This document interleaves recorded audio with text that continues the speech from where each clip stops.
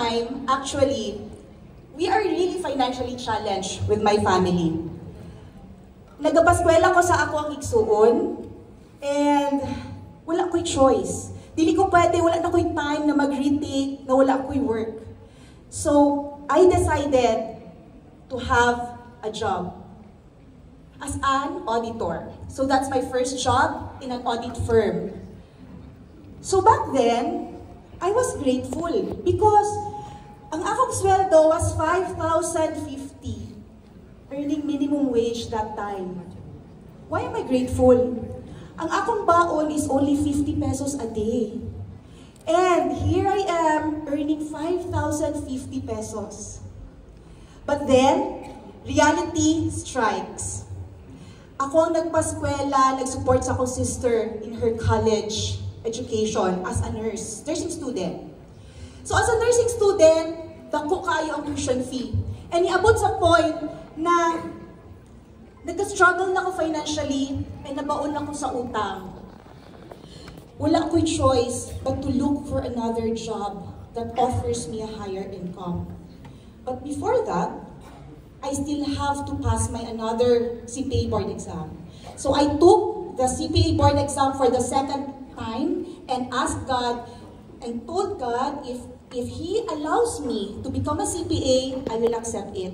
But if He will not allow me, dili na ko mag-take of another exam, and that's it for me. But then, God answered my prayer and made me a certified public accountant. So I was happy because in my first job, na-increasean ko because CPA na ko. So I'm already earning 6,500 pesos. So, hindi gyapon enough ang 6,500.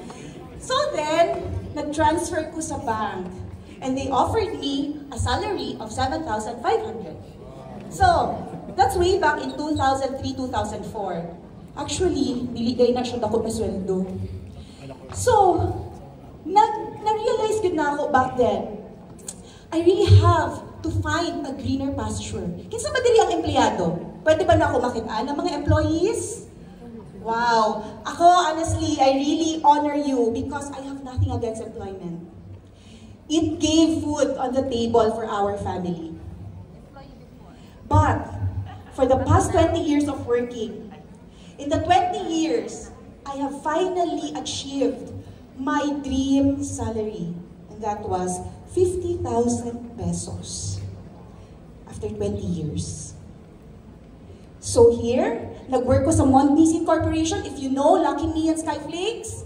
Nag-work ko sa American President Lines. So ako ginapangita ng mga big companies, kaya para gwapo ang perks because I have family to feed.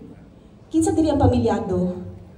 Tana, dili tanan. Ang uban, no, daghan, di ba, pamilyado. Kinsa diri ang single pero breadwinners? Daghan sad. So here, na-feel na ako yun mo because I'm also a breadwinner in our family.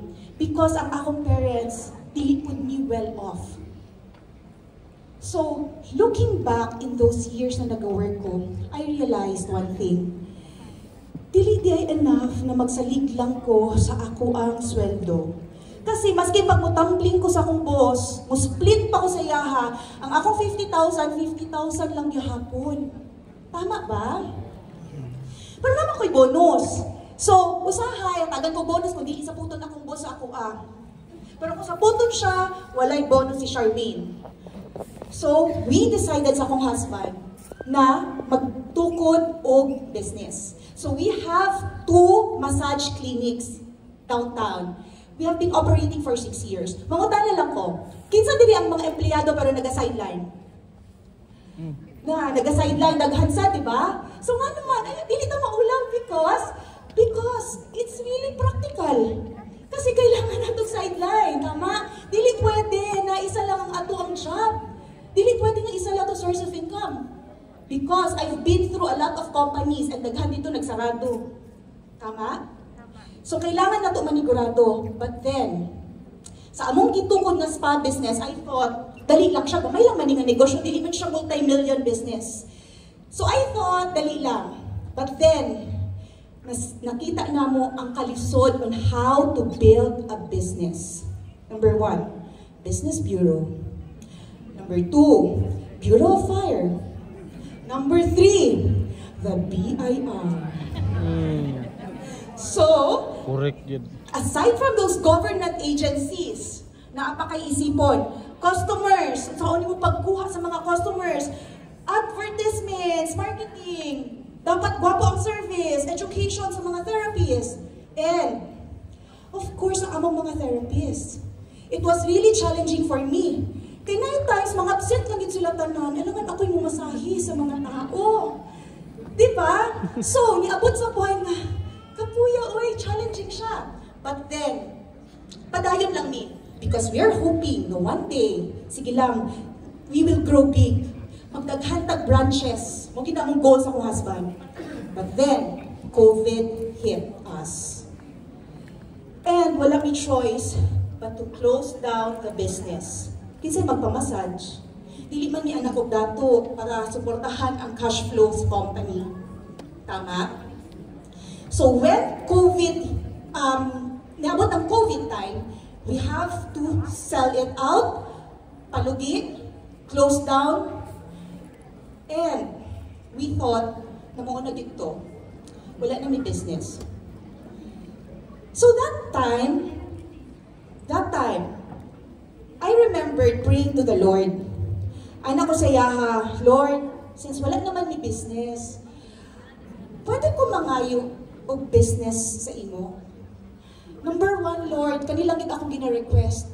Number 1, Lord, kanang business, nagamay ang kapital. Kaya wala may ako na kapital, Lord. Secondly, business na walay inventory. Because, kung daghan inventaryo, kabalo mo, na daghan kawat, daghan i-monitor, tama? And number 3, of course, mo niya itong gusto, negosyo nga dako ang kita. Kinsa may magnegosyo nga palugi. So, mo lang dito, akong gipangayo. Kaming to sa akong husband. So, we never expected, in 2021, my friend, my then office mate called me. So, kabalon ako na tagaman yung life ni siya. So, syempre, pag ring sa akong phone, unsay maisip, kinsa dili nabaligyan ng insurance? Kinsa na dili gitawagan? Wala. Ay, halagadahan tag clients dili karon oh.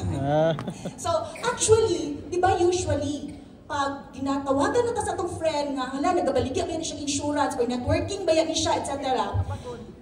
Dili na ito tubagon. But of course, friend na ako siya.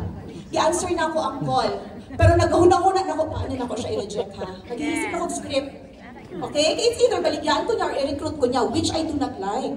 Mangutan ako again. Kinsa ba diri ang nianhi karon nga napugsan lang? Napugos ka, ma'am. Ay, wala. Wow, thank you, Lord. Kasi, I'm so glad na nianhi mo diri na taos puso. And wala mo napugsan. Because honestly, that time na pagtawag na sa ako, akong sa akong i-answer, siya, gusto ka insurance business, gusto ka mag-manulife, sabay ta. So, of course, dili na ako gusto i-waste yung time. I'm not the kind of friend na nag-waste of time sa tao. So, ano ko siya ha, dili na ko gusto siya imong oras. Dili ko, anak. Dili ko gusto sales. Accounting ko, and I'm good with what I'm earning. I'm earning 50,000 a month. I'm in my comfort zone. Wala ko'y kaistorya tao. Okay? Di ko gusto ma-reject. So, ano siya, which I really appreciate. I-respect niya ang ako ang decision. So, I thought, okay na mi. I thought, naka-move on na siya sa iyang life. Ako niya giundangan.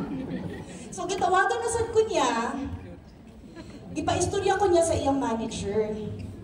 Okay? Si Shane Perez. At siya, istorya si Shane. Ano ko na, sige, okay, sige, respeto, istorya. So, si Shane, syempre, as a respect sa iya, ha, ipapirma-pirma ko niyang kontrata, pirma-pirma ko kontrata, para lang mahuman ang among istorya for the day. Nitawag na po si Bing, anak ko, Bing, diligid ko interested, sorry kaayo. So, anak ko, nag-isip na ko og idea, na ko ani na lang, para di ko sa mong kunibigin, nagtawag naman po, ipasa na lang na ako siya kay Beng sa akong bana. Okay?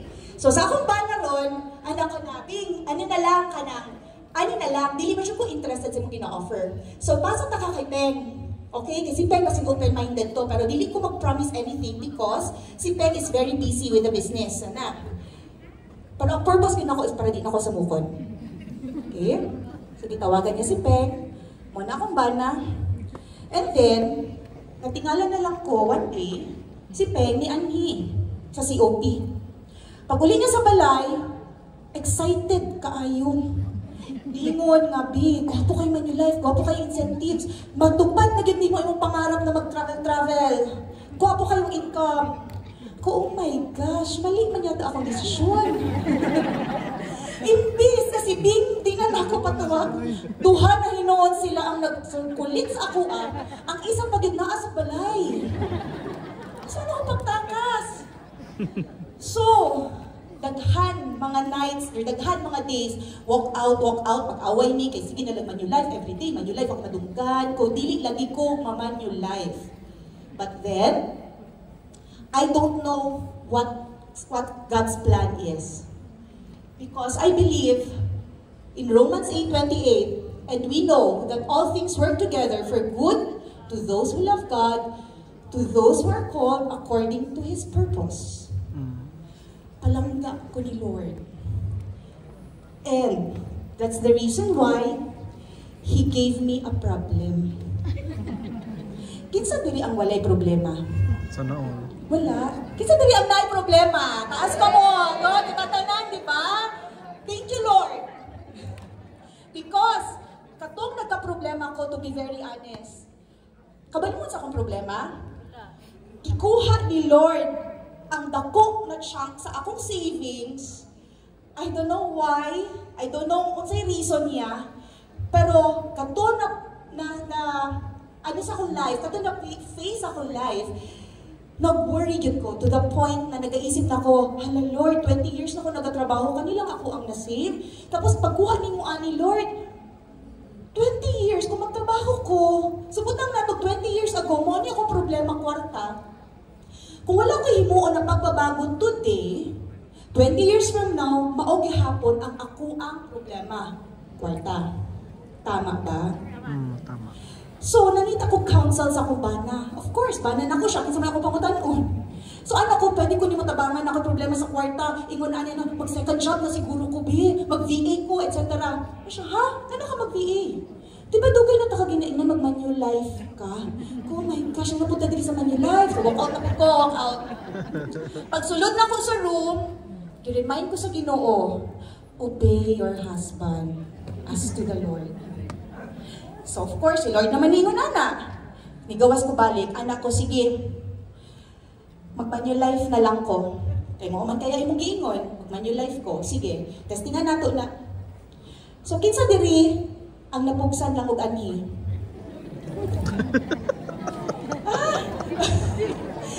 So, kabalo mo, masahay, okay di ay mapugsan, no? Kaya wala tayong choice. So, tungod ato nga problema, napugsan yung ko dire. So, because of that, tungod sa akong problema 2022, I said yes to Manulife. And in 2023, I joined the first kick-off. And gituyo na ako na nag-white ko because I'm not yet tagged. Wala, di ko na feel. I don't belong. I'm not good. So, di ba kahit ikong ulo, no? So, ana lang din ang akong style sa una. But then, nagpiskan naman ta, maligo na lang ta. Actually, before ko natag, ni-back out ako. Because nga of the fear na, Lord, mangitwag mo sa kong tao, Lord, makikistorya kong tao, i-reject na po ko, ma-imagine ako tanan ninyong nawong, pina-reject ko, di ba? Sumuot ako feeling. But then, wala na ko'y choice eh, na ko dire. So, I started training. Tunan na lang ako. So, nag-attend ko mga training sa Manulife. Of course, Manulife is very, very generous sa ilang mga trainings. Sobra-sobra pa. And, attend ko aning mga training, always be closing. Kaya paano mag-close og sales, di ba? Di ba man daw ka makabenta kung mag-close ka og sales? And, nag-attend ko mga huddles with our leaders. And then, because of that, of course, di mawala ang struggles.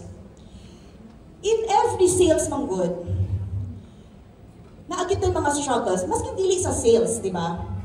But then, what I experienced was, katong natag ko, in my first 2 weeks, sige ko panawag sa akong mga friends, sa akong mga dating boss, sa akong mga kailangan mga employees dati. But not one of them said yes to me. And I felt frustrated and disappointed. Wala ako'y mahimo. Wala ako kontrolado, dili ko makaset appointment. So maski feeling nako, hawag man siguro ko nung kay naka-attend ko mga training. But then, wala ko'y ma-share kasi wala ko'y ma-set. So what I did, I knelt down in prayer. And I cried to the Lord for help. Ang ako lang yung saya, Lord, nga naman ko ni mo gibutang diri. Wala man di ko'y ma-set na appointment. But Lord, if will yun ni mo ni, nahimuon na ako ni for you, walang niya akong pangayoon, Lord. Number 1, okay lang ba, Lord, na maging Diamond Rookie Award ko, Lord? Meaning, closing 30 cases in 3 months. O, di ba? Ambisyosa. Kasi, I'm thinking na I'm talking to the Lord. And He created everything. And He created me. So, why limit Him in a box? So, anak ko, Lord, pwede pa ako mag-request? Ingon sila, okay daw may MDRT. Kay $1 million round table, di ba? Dakong income, no? So, anak ko, Lord, pwede ko ma-MDRT po, Lord? Tapos, Lord, isa pag kanigid, Lord, inahan kay ko, ani, Lord, gusto dyan na ako unta na makatravel me ni Peng, kaming duha, sa pinakamahal na travel incentive ni Manulife for free. Wala ko'y idea na naay mga anak. I thought, isa-isa lang, isa ka-agent. Pero, I never doubted the Lord. And I said, when I said amen, He reminded me of this verse. Joshua 1:9, have I not commanded you? Be strong and courageous. Do not be afraid. Do not be discouraged. For I, the Lord your God, will be with you wherever you go. So, He is really faithful. After that talk with Him, gitagaan ako niyang appointments. Nag-yes na ang mga tao. Imagine, miracles do happen. When I had my first appointment, dugay pagit kaayo ni abot ang client. Kabalo mo na feeling na nagakurog na mo, na ginakulbaan mo, makalibangon, ana ko na feeling na Lord, di na lang punta siya mo abot. Kaya 7 man ako sabot, 9 o'clock naman, wala pa man siya, di na lang punta siya mo abot. So that, di ba, nangayon kong halin, pero nangayon po kong prayer nga, dili na lang siya mo abot. But then, kato na client was my first ever close sale in one sitting. God is really faithful. You know, makita sa mga tao are all the mga achievements and results. Tama? Ang makita nato, wow, ano siya, yung jacket, na siya balay, na siya sakyanan, naka-travel siya. But the people never see the hustle behind the scenes. To be very honest, abigin ako sa una ang financial advisor, social. Kanang, ako makita man ko sa mga financial advisors na silang eerie, sila ng mga anak. So I thought, social, lagi maging financial advisor. Hala ako nag-expect na ang financial advisor di ay, pwede di ay maski asal lang mag-present. And ang word, kilid sa dalan, na naing nagkasilhig-silhig sa mga tubangan. But I'm very proud to say that despite of all the struggles that we went through, despite of all the rejections, mga nabastos ka, na-insulto ka, even your closest family or friends, God will never leave you. And He will truly bless you when your heart is sincere. Amen. Because of that, I never expected of all the achievements na nahitabo diri sa Manulife. I started doing this business part-time. But I never expected that in my first 3 months, I was able to close 36 cases as a part-timer. God answered my prayer. 3 months. And the people never knew na nawalaan kong tingog anak na time. The people never knew how many times I cried just to see na ma-close ang mga sales na to. And then, after that, bonus pa. After 6 months, God allowed me to become $1 million round table. Wala ba naman si Lord? After 5 months, ato nga September, pagka February 2024, another MDRT. 2 months lang. And after that, i-allow pa niya na maging Rookie Financial Advisor of the Year ko. I never knew na nag-exist ni na award. And kabalo mo sa ang pinaka-best, ani, it was awarded to me during my birthday. I really, sweet kay si Lord, I really know that the Lord is good. And kaniyang mga regalo after all the struggles that we've been through. And after that, this year, top 3 FE of the year, Top Gun, Zone 7. Kanitanan are not my achievements. It's the Lord's achievement. It's His victory. It's not mine. And this was very memorable for me.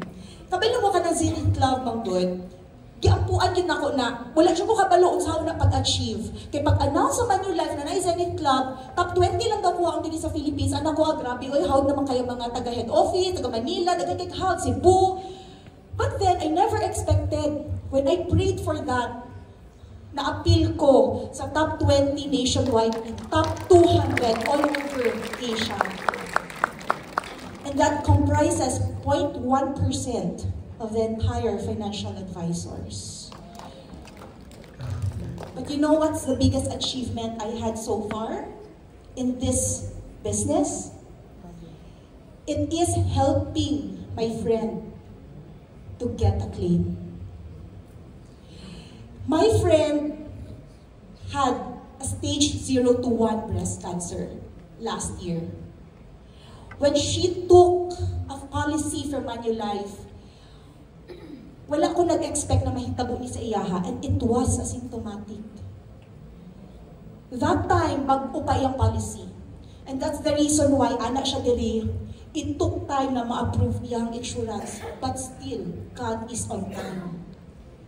And you know, that time, bago pa kayo yung policy, and then, after 6 months, after na mo di-process ang claim with my secretary, na-release ang iyang claim of 750,000 plus the refund of 170, totaling 920,000. And she was so grateful. Nag-share niya sa iyang friends ang nahitabo that she never, wala din siya nag-regret na nagkuha siya plan sa Manulife. You know, she's my friend. How would you feel if ang inyong friend naalang dira sa inyong kilid, but you never offered insurance to them? And one day, nagkasakit sila. How would you feel? Nabay regret? Because yes, lisod mamaligya og insurance. Lisod mamaligya og promise na papel lang ang iyang katapat. And nagabayad siya og money. But then, this friend of mine trusted the process. And I'm so glad that because of this, it provided for her needs. And how would you feel if kamo nasa akong place? How would you feel? It's more than money. It's more than material things. It's giving hope to the people around you, your family, your friends, and that's our job. That's why we make it our ultimate goal to have mission first before commission.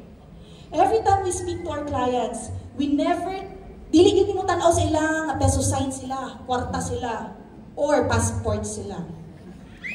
We always make it a point that we give them the best advice, that we give them what is best for their families. So, I'm so glad. Excuse my clicker. Okay. Next page, please. Next slide, please. So, after all these achievements, I never expected that because of Manulife, we will be able to have these results. Actually, in my first 3 months, dito na-change ang life. Because, February ko natag, pagka-March, pagka-April di ay, after 2 months, I was able to earn 230,000 pesos. Part-time. On May of that 2023, I was able to earn 270,000 pesos, 15 days only. I never expected na kuratan ko because nasanay ko magamay ra ko sweldo, 50,000.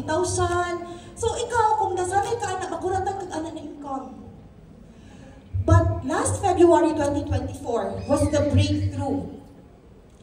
Because that month, me and my husband, because my husband is my unit head, together we earned 1.4 million in only 1 month. Because of this, it led us to another business. We built boarding house. Because our goal sa akong husband is for us to have a retirement na passive income na lang, pagtigulang nami.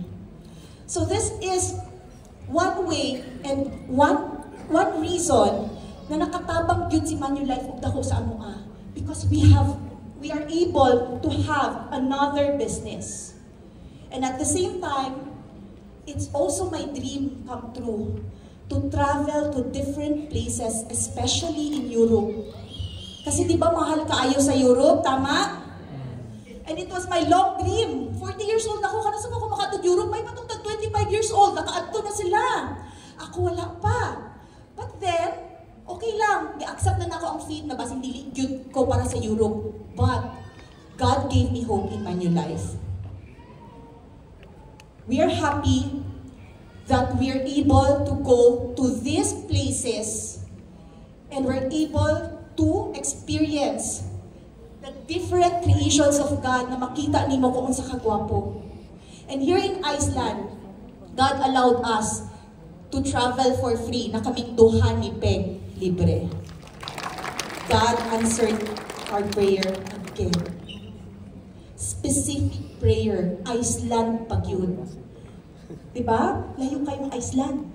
And after that, we were able to go to other places as well in Europe. Next slide, please. In my dream place in Paris, France, dream din ako na, my son knows that because ginapahimo din ako siyang puzzle about sa Eiffel Tower. And anak yun ko, Nathan, himuin ko ba kaya gusto din ako maadto din one day. And he answered my prayer. He allowed us to go there, in Paris, in Belgium, in Netherlands. And also, in Amsterdam, Italy na po. And just recently, last April, in Guam, USA. So just like ingon ni Tantan kaganina, we never expected na because of Manulife, magkaroon me og US visa, multiple entry for 10 years. So here, another trip incentive of Manulife, the Munich, Germany. And that extend me, Berlin, Germany. And then here, makita ninyo Austria, dream ko na ako na mo ato sa Sound of Music. Kinaraan na millennial. So kinsa man diri ang nakaabot sa Sound of Music na movie, be? Kinsa? Ay, okay. Uban diri Gen Z, di ba? Oo, makita na ko sa inyo mga faces, mga Gen Z. So kami mga millennials, dream din na mo maadto sa Sound of Music sa Austria. So, naabot yun ako, nakita yun ako ang mga baka. And happy yun ko, to be honest. And then, of course, Prague. And then, my favorite place, Switzerland. It was really, dili na ko ma-explain how happy I was. Kaming doon sa akong husband, makita mo siya sa mong smile, no? Kung unsa mi ka grateful na maabot sa Switzerland na ang mga Pinoy dito are only OFWs kasagaran because it's a very expensive place. But then, nalipay me because God gave us the opportunity to go there and to experience His creations and the nature. And this is the most exciting part for me. Ang best thing na nahatag ni Manulife sa Samoa is the time and financial freedom. You know, we have only few years with our children. We never know kung asa sila maabot pag mag-adult na sila. But we're very happy. Kasi before, pag mananghid ko mag-leave, dili ko sugtan, kay cut off. Dili ko sugtan, kay wala na puli sa ako. So, ang reason na nagatrabaho ko is for my family. Pero that work prevented me for having time with my family. And after that, matigulang na mi, dito na mo ma-realize that we have already lost time. And I'm very happy na because of this business and in this industry, we are able to bring our kids at work. Sophia and Nathan, can you please stand up?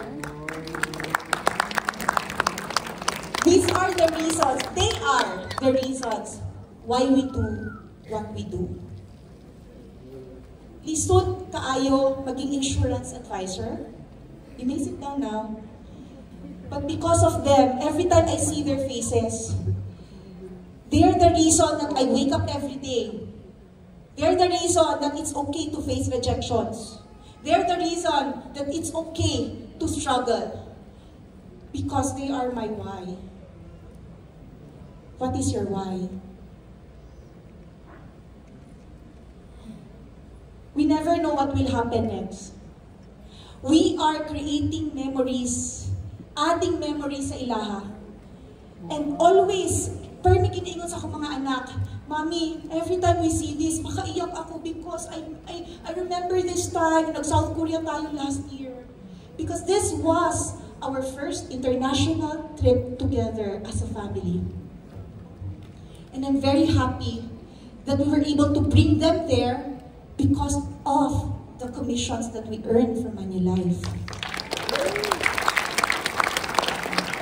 Another time, naka-Hong Kong and Macau. It was our moment to be with each other, na maka-spend time without any distractions. And it was our moment na I know that they will remember for the rest of their lives. And of course, dili nga ako kalimtan of living life with a purpose. These are our parents. Akong mommy, daddy, and akong mother-in-law katong naa sa Pikas side. We are so happy that they are still here with us. We are so blessed na naa pa sila diri para sa amua. They are getting old. They have sacrificed a lot for us para lang moabot mi sa kung asam mi karon. Ang mga parents nato, we will never know until when na lang sila. And this is our way of paying back the sacrifices that they have given us in the past years while we are still growing up. Kanina moment, every time ginatanaw na ako ni na picture, matouch ko because ang akong mommy daddy, they are our adoptive parents. My father passed away when I was 5 years old. And they took care of us maski dili sila financially okay. To the point ng akong daddy, mamaligya siya og basura for the day para lang makakaon mi, makabayad og tuition fee, mangutang siya sa mga family friends og 2,000 pesos para lang ibayad sa tuition. And it's my way of paying back all the sacrifices na gihatag nila sa amoa. And Manulife gave us that opportunity when we gave them the opportunity na maka-travel sa Boracay. You know, this is not all about the money. This is not all about commissions. This is not all about trips. But this is about giving hope to you to your family, to the people around you. Today marks a new life for you. Wala ko kabalo, asa mo karon. Wala ko kabalo anong naamo diri karon, anong nakaabot mo diri karon. I don't know why you are available right now. Maybe pareha lang ta sa una nga naatay gina-pray for.